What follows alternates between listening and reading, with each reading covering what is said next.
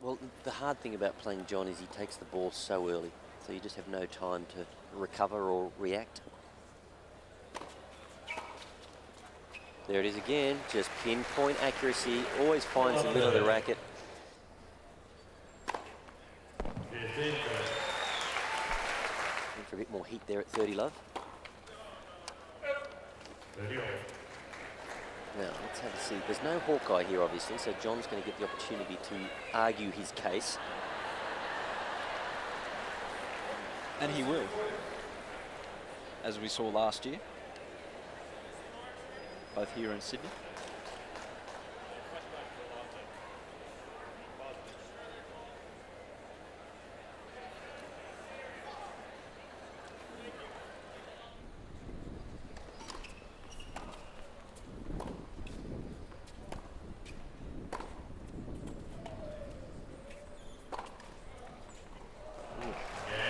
Tasty from Pat Cash. Hold serve early on. And we do have Pat Cash hooked up to us this evening. And can you hear me, Cashy? I can actually. How you going? Well, got the first game under the belt. Jeez, you're sweaty. Wally even knows I'm a notoriously slow starter, so. Well, you're usually late for them. I mean, you've done well to make it on time. So I'm pretty happy actually to be here. So, Cashy, where did that backhand winner come from? I never saw that 30 years ago. You know, a couple of things I've been working on over the summer. Okay. One's are trying to get into the net a little bit quicker on my serve, and just to go for a few more shots on the backhand and the forehand. So we'll see how that goes today. Thank you for Pat's involvement there. We don't want to upset either he or John McEnroe.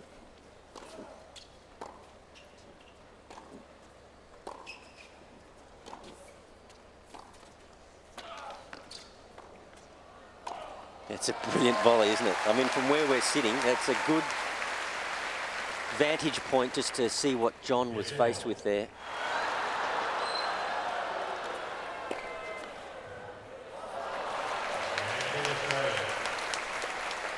He got it. McEnroe doesn't know how he got it, but he got it.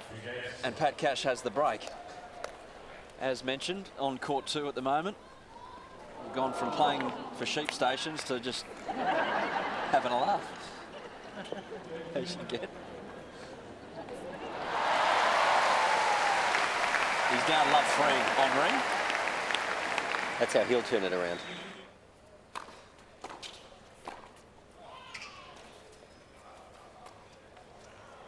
Oh, great lob and great get from Cash.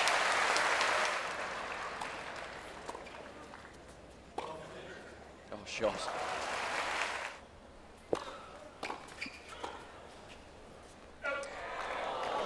Well left.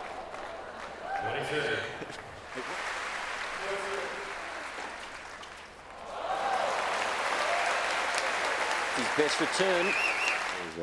You know, I'm just starting out. Starting my second full year on tour right now, and I'm just really trying to soak in all the experiences and learn as much as possible from everyone out here. Oh, great point. And McEnroe saves a break point. With this first set running away from him, a much needed pass there. And Ryan, of course, James Blake was meant to play this event, but you had no hesitation in stepping in when James couldn't make it? Yeah, of course not. I mean, for me to have the opportunity to come here and play, especially on the same surface with the same balls and everything, is the Australian Open. I think it's great preparation. You see, you know, a lot of players that are going to Melbourne early and taking the week off beforehand to kind of get used to everything and just have a more relaxed preparation week, which is ideal here because you have the serious matches, but yet it's not a sanctioned tournament, and so you have the ability to play competitive tennis, but not under the mental stress of being in an actual tournament. Saw you lose your cool. It's understandable. It's fine. We enjoy it. But John McEnroe-esque at the end there, you need a bit more velocity on the racket bounce, but yeah, it's a little frustration. It's obviously you know, frustrating sport, I guess. You're out there by yourself and you're trying to figure things out. But yeah, I was just a little annoyed with a couple of the shots I hit there at the end. But you know, Marenko played some great tennis. He was hitting some great shots. He kept it very deep and made it difficult for me to take some advantage and get into the net. But you know, with that being said, obviously he's got a great future. I mean, he's moved up the ranking steadily, about 100 spots in the last year, and I think that he's going to continue moving up. He's got one. Your He's man's on the got board. one, Ryan. Yeah, he's got one. He's on the board.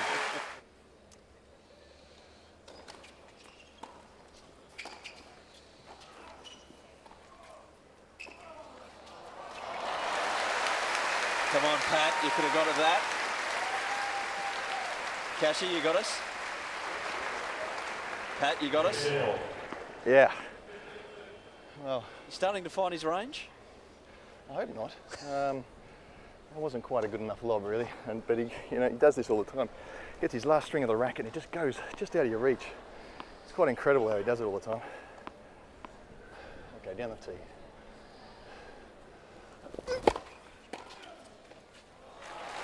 And therein lies the problem. It was down the tee, but maybe a few inches off the mark. And John has such a good eye and takes the ball so early.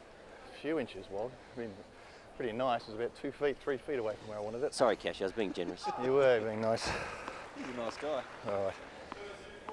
Down the tee this time, so we get it close. It's got to go over the net first, doesn't it?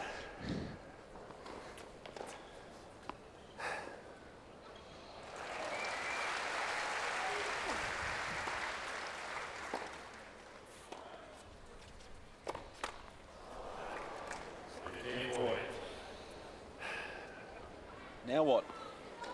Well, a couple of first serves will help. Let's see how he goes. One of those awkward ones because you can push it back, then you've got the whole open court. So I sort of had to hit that one.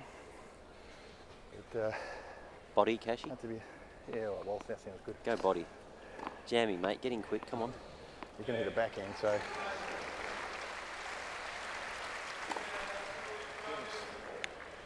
Boy, boy, boy. That's what happens when you have a Christmas break. That's what happens when you talk to us. You lose concentration. Oh, that's big. Cashy. We've got Ryan Harrison here, John's teammate, Cashy, so he might just throw in a halfway through a ball toss or something. That's all right. I saw him eating beans before, so I'll understand. Not exactly sure what to do here. I think first serve's in. Go in the body. That means you can't hit it wide. Let's do it again. Get the ball toss right.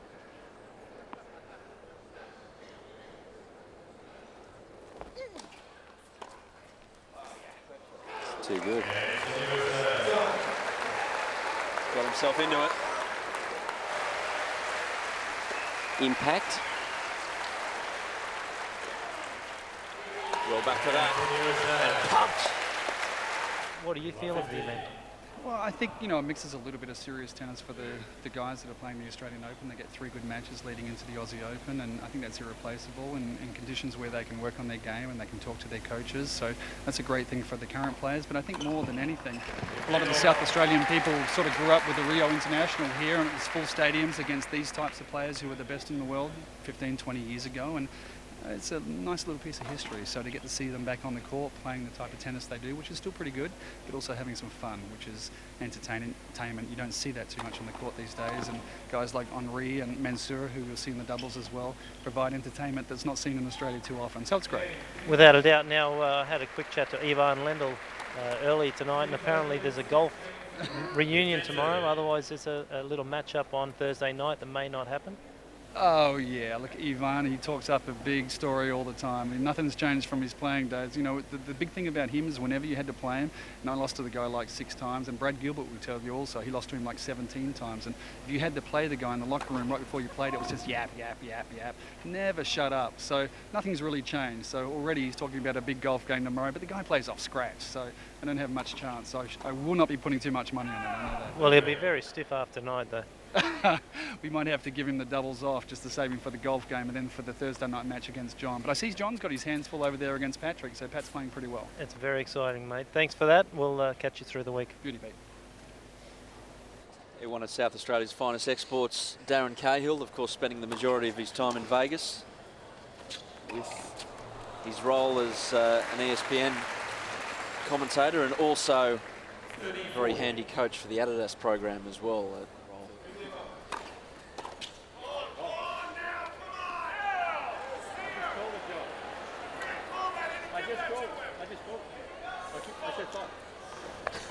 That's called a fault. John wasted that. He wasted his time. Oh, there is a Lord.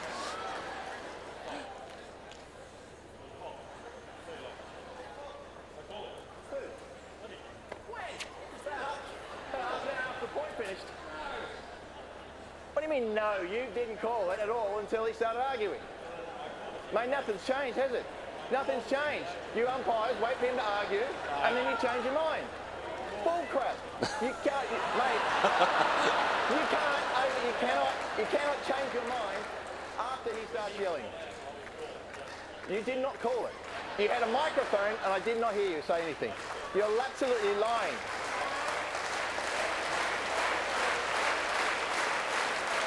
Winter to our summer, although it hasn't been that hot, thankfully.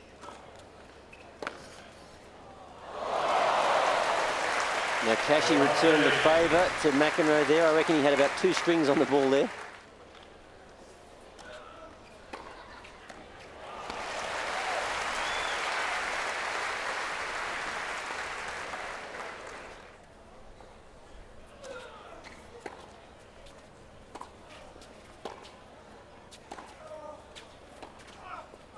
Shot.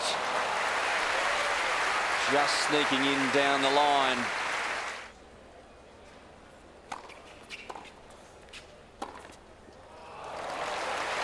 Ripper. Seen him make a few of those over the years. Yep. He reeled off about 40 of those in the '88 Australian Open final against Verlander. Didn't win though. 40, but a few.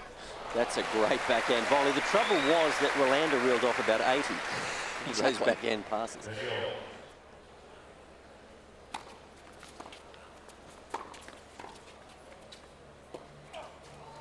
Shot. It's a pretty good shot off a single-handed backhand.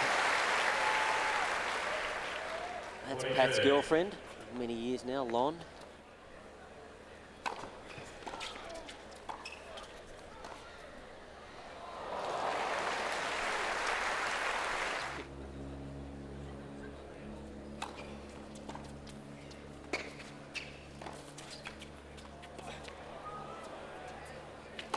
Great depth with that volley, puts it away, and perhaps puts Pat Cash away. McEnroe leads in this pro set 7-4.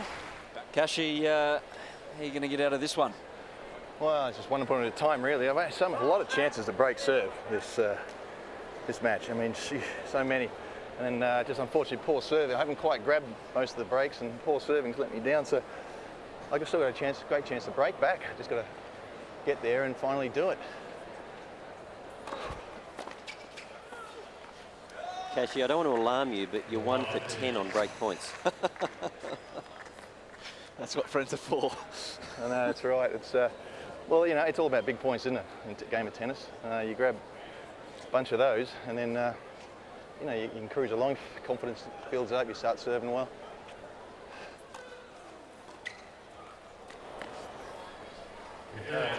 Missed that one too many times.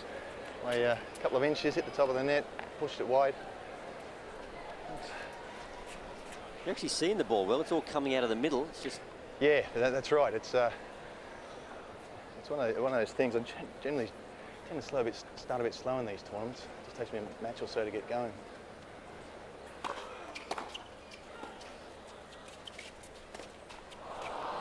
What was I trying to do with that? The return was good. Oh my goodness gracious. Did you try to hold that a little bit too long? Yeah, I was... Didn't hit through it because it was short on the net. It came up here, I tried to spin it, you see, and just miss hit it. But they're the shots you got to make. I mean, gee.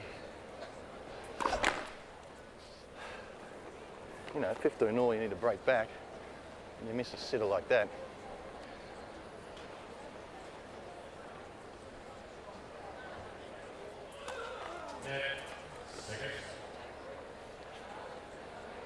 So that's another chance gone missing, but here we go, second serve. You know, I'm always in two minds whether to stand forward or just go for the stand up and smack it or go for the rally. What do you think, Wal? Mate, I like it when you stand up and smack it. Although you wanted to go back and rally there, I could see that. Oh, I stand up and smack it. Your fault if I lose.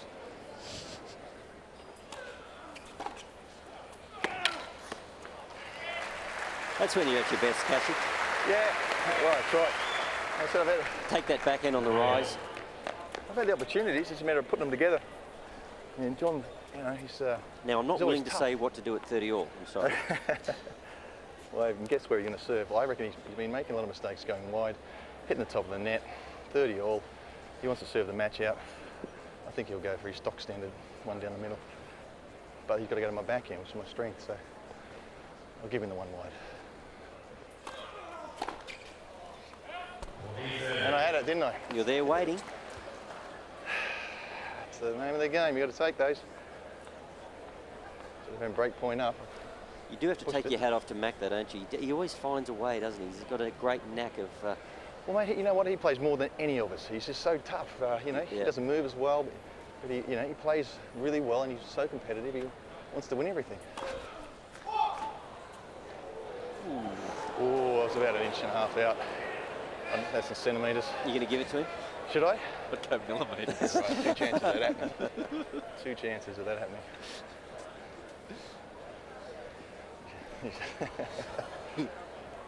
The Hawkeye. Can I have a Hawkeye challenge? Can we go to the replay? Can we watch it? Can we watch it on the replay? Wide. Hey.